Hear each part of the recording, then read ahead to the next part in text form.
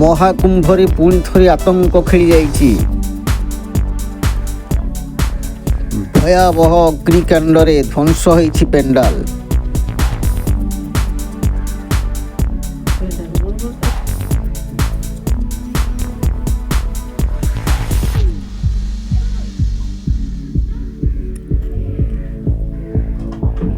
ସରକାରଙ୍କର ନୂଆ ଘୋଷଣା, 10 ଲକ୍ଷ ଯାଏଁ ଛାଡ଼ ହେବ ଆୟକର।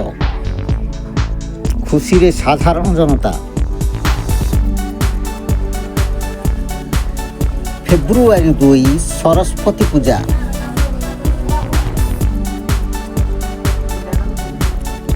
ରାସନ କାର୍ଡ଼ର EKYC ଡେଡ୍ଲାଇନ୍ ଫେବୃଆରୀ 15 ଯାଏଁ ବୃଦ୍ଧି।